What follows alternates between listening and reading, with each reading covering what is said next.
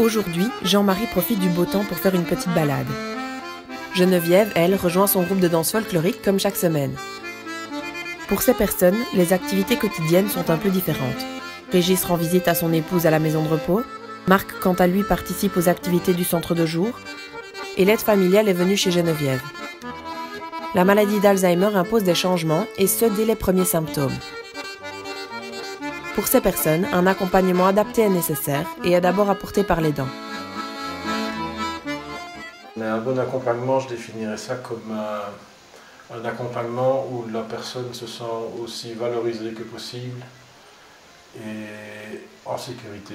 Je pense qu'un bon accompagnement, ce serait un accompagnement dans le respect de la personne et de ses volontés, qu'elles soient exprimées verbalement ou non. Et cet accompagnement vise surtout à passer des moments le plus sereinement possible et sans stress et adapté à la personne. Pour vraiment accompagner, je dirais que ça ressemble un petit peu à un coach sportif. Dans ce sens où le coach, il recherche, disons, toutes les capacités de son sportif, ses points forts, et il les retravaille un petit peu. Et comme ça, c'est toujours le sportif qui est le point de mire et le coach, on ne le voit pas. Il faut vraiment être à l'écoute, extrêmement sensible à tous les petits signaux qui montrent qu'aujourd'hui, c'est un jour où on peut envisager de faire quelque chose, un autre jour où c'est pas possible malheureusement. Et puis bon, essayer de préparer un peu le terrain en simplifiant l'environnement au maximum. En fait, c'est le battant qui guide et qui va organiser le rythme de la vie. Mais cet accompagnement, je pense qu'il ne peut pas faire seul. L'aidant ne peut pas faire ça 24 heures sur 24, jour après jour, pendant des jours et des mois et des années. Je pense qu'il a besoin de créer autour de lui tout un réseau avec des aides médicales et autres.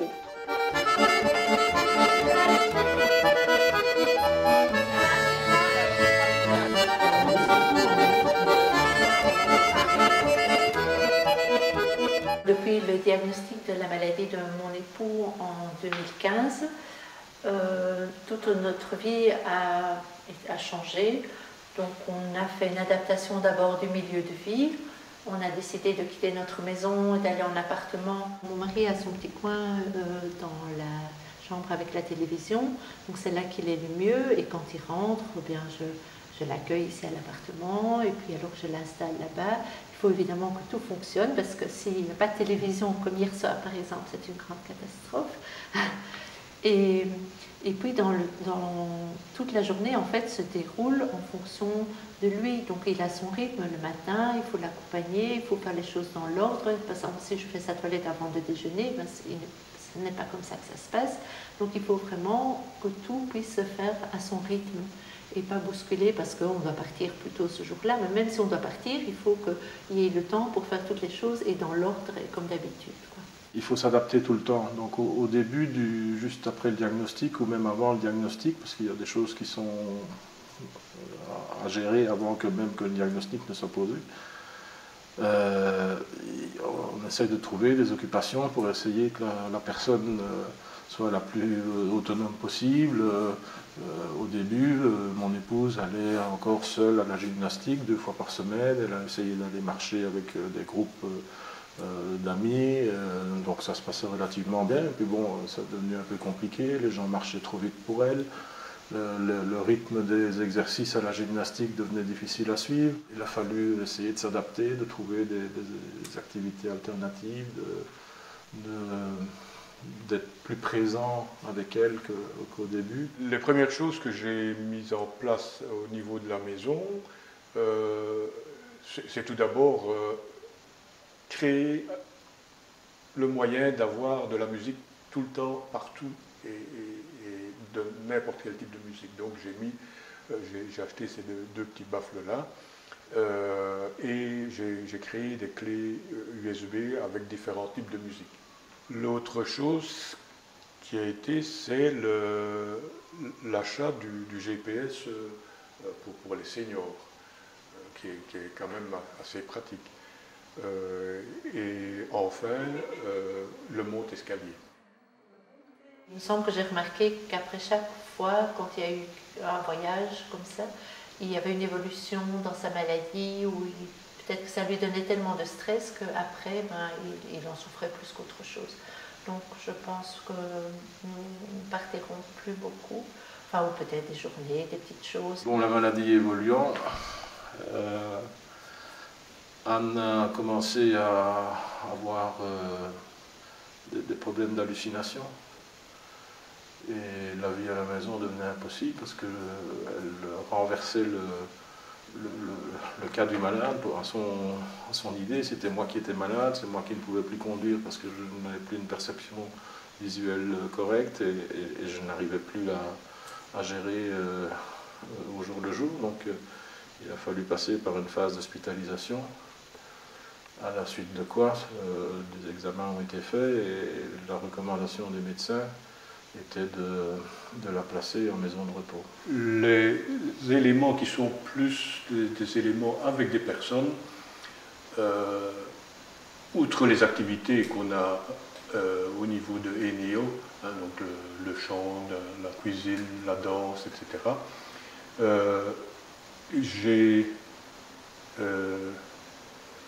j'ai dû m'absenter une nuit pour raison de santé.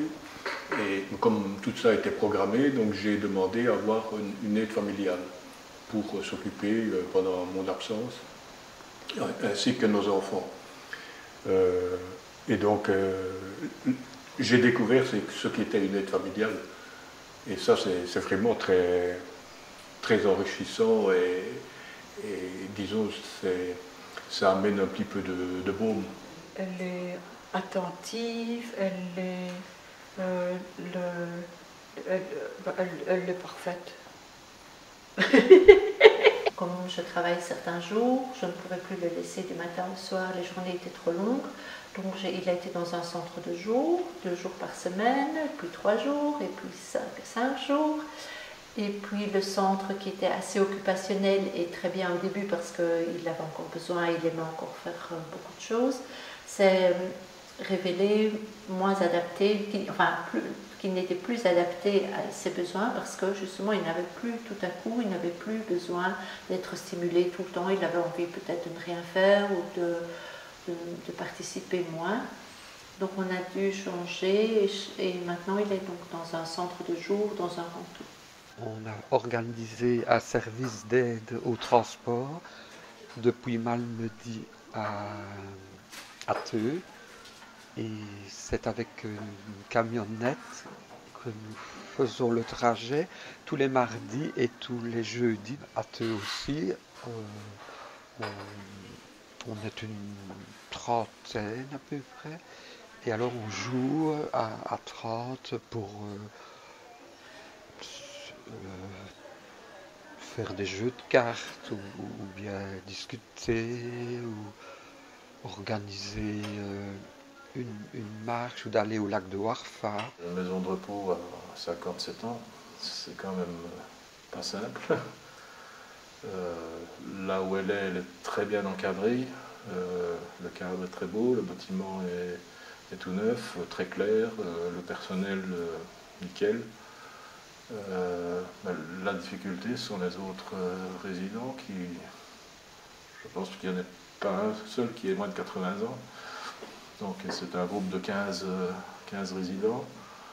Il y en a un petit groupe de 3 avec Anne qui peut dialoguer, mais pour le reste c'est très compliqué. Donc on a essayé de multiplier les visites avec les amis et de la sortir en balade le plus souvent possible. Moi, je ne m'attendais pas du tout à ça quand même.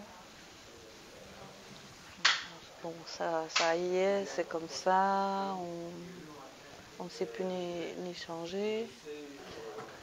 Et moi quand même, j'essaie quand même de garder la vie de la personne quoi, enfin, que je suis. Alors j'essaye aussi de rire et ça marche bien et il ne faut pas toujours se mettre dans la fuite de tout ça, quoi. C'est quand même une bonne maison et on partage avec les autres et c'est fort important aussi, quoi. De temps en temps, on rigole bien ensemble. Ce que les professionnels m'ont apporté le plus, je pense,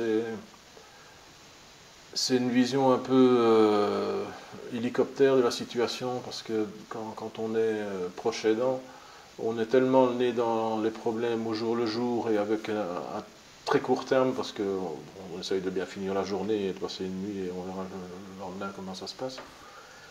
Donc c'est important aussi de pouvoir parler à des gens qui ont une vision un peu plus long terme. Personne dans les spécialistes qu'on a rencontrés ne nous parle d'autre chose. On fait les tests MMS et puis c'est bon. Il n'y a pas, disons, d'accompagnement en dehors de l'heure dans le cabinet. Je crois que les attentes principales qu'on peut avoir vis-à-vis des professionnels de la santé, c'est de l'aide. Et c'est ça peut-être qui a été un petit peu dur au début. Peut-être qu'on s'imagine qu'il y a des solutions miracles et que c'est vrai que maintenant, avec le recul, on se rend compte qu'il n'y a pas de solution miracle. Mais au moins de l'aide, de ne pas se sentir seul, parce qu'au départ, on ne sait pas à qui s'adresser, on ne sait pas ce qui va arriver. Et je trouve qu'on a eu trop peu d'aide et trop peu de conseils, trop peu de soutien de la part des professionnels de la santé. Donc ce qui est vraiment important en termes d'accueil par un professionnel, c'est d'arriver à être suffisamment disponible pour ne pas créer trop de tensions et d'attentes vis-à-vis des gens qui ont besoin de l'information. Et de délivrer cette information de façon suffisamment empathique, et c'est compliqué, et avec suffisamment de calme. Il faut parfois prendre le temps aussi. Mais c'est vraiment critique par rapport à cette pathologie, d'arriver à se mettre au niveau du malade et s'assurer qu'il comprend, même s'il va probablement oublier beaucoup, mais c'est important qu'il se soit considéré, enfin qu'il se sente considéré lors de ce dialogue. Et ce qui est très important, c'est de rencontrer des gens. Oui. Et parce que autrement, on tourne en rond. Hein. Donc c'est peut-être un petit peu l'intérêt aussi, par exemple, d'avoir l'aide familiale, c'est qu'on discute de choses et autres, de cuisine, de ce qui s'est passé avec les petits-enfants. À Inéo, on chante, on danse, on fait un peu de tout. ça nous booste et c'est chouette pour tout le monde. Je pense que c'est important de partager tôt le diagnostic quand il existe, pas avec le monde entier, mais avec les personnes susceptibles d'aider, parce que c'est quand c'est aux prémices de la maladie qu'on arrive encore à faire quelque chose. Après, c'est trop tard. Quand le mauvais pli est pris, quand on a pris l'aiguillage, on ne sait plus revenir en arrière, on ne sait plus corriger. Donc c'est vraiment important de s'entourer tôt et de s'assurer qu'on met en place les stratégies alternatives à un moment où c'est encore possible de les implémenter. Je peux dire qu'il y a des possibilités de plus qu'on ne pense de faire. Et deuxièmement, avec certaines personnes du groupe, eh bien, on essaye d'aller plus loin et d'innover. Innover et réfléchir avec les patients et non à la place des patients, c'est l'objectif du groupe des battants. Les réflexions concernent des thèmes du quotidien comme l'accompagnement, les services ou encore l'éthique. Depuis plus d'1 an, battants et aidants réfléchissent à une maison idéale, au concept du mieux vivre et du vivre comme chez soi. Je dirais qu'une maison idéale, pour moi, c'est une maison ouverte sur la ville, idéalement dans un cœur de ville, pour pouvoir profiter des interactions avec la ville. C'est une maison où la vie règne. C'est une maison qui est faite de professionnels pas spécialement infirmiers, plutôt de type psychoéducatif, généreux, et qui par les comportements vont rendre le lieu vivant. Pour qu'un malade Alzheimer conserve un maximum encore de compétences, il faut qu'il reste dans la vraie vie. Donc nos lieux d'accompagnement doivent être la vie en fait. Et donc nous devons, je ne vais pas dire reproduire la vie en institution, non, on doit simplement laisser la vie s'exprimer comme elle l'est. Et ils en profitent. La Ligue Alzheimer a été créée par des personnes qui sont concernées et qui vivent la maladie.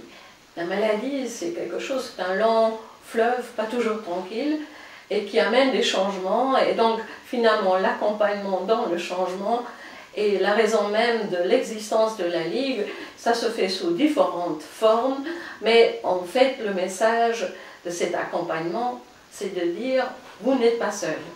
Adressez-vous à nous pour qu'on puisse vous accompagner à votre manière, à votre rythme.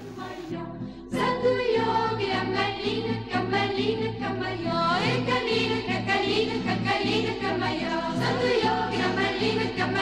Kamaya.